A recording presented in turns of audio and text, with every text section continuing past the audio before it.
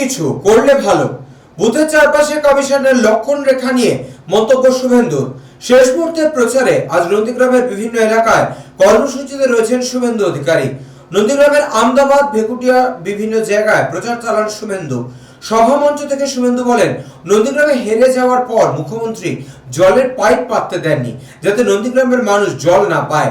যখন ওরা প্রচারে আসবে জিজ্ঞাসা করবেন, জল শুধু বিজেপি খেত? হাসপাতালের হাল বেহাল। কদিন আগে বিরুলিয়ার এক তৃণমূল নেতার বাচ্চাকে ভুল ওষুধ দিয়ে মেরে ফেলেছে। মুখ্যমন্ত্রীর বাড়ি কেউ সরকারি হাসপাতালে যায় না, তারা আমেরিকায় চিকিৎসা করে। সভামঞ্চ থেকে নেমে সাংবাদিকদের মুখোমুখি হন শুভেন্দু। ইতিমধ্যে আসন্ন বিধানসভা ভোটে বুথের চারপাশে এবার কমিশনের লক্ষণ রেখা। 100 মিটার ঘিরে সাদা চকে আঁকা থাকবে গণ্ডি। ভোটার ছাড়া ঢুকতে পারবেন না কেউ। এই প্রসঙ্গে শুভেন্দু বলেন, বলছেন তো অনেক কিছু করলে ভালো, এখনো ধমক চমক চলছে। যারা গ্রেফতার হচ্ছে তাদের ছাড়া হচ্ছে কেন? আটকালে ভোট অব্দি আটকে রাখুন।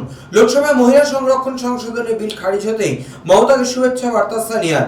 গুরুত্বপূর্ণ ভূমিকা নেওয়া ধন্যবাদ জানিয়ে রাহুলের ফোন অভিষেককে।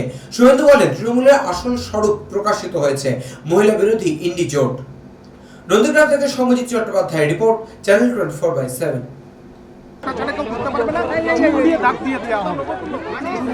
বলছেন তো অনেক কিছু করলে ভালো, এখনো তো ধমক চমক চলছে। যে গ্রেপ্তার হলো, অনেকেই তো ধমকের জন্য গ্রেপ্তার হয়ে জামিনও পেয়ে গেছে। এজন্য আটকে রাখতে হবে তো ভোট পর্যন্ত। আজকে শুনছি ওই দত্তাবাদে ধমক দেওয়া নির্মল দত্ত, তাকে নাকি পুট আপ দিচ্ছে আজকে। এদের ভোটের আগে পর্যন্ত বের করতে দেওয়া যাবে না। আটকাবেন যদি আটকে রাখুন, ভোটের পরে ছাড়ুন।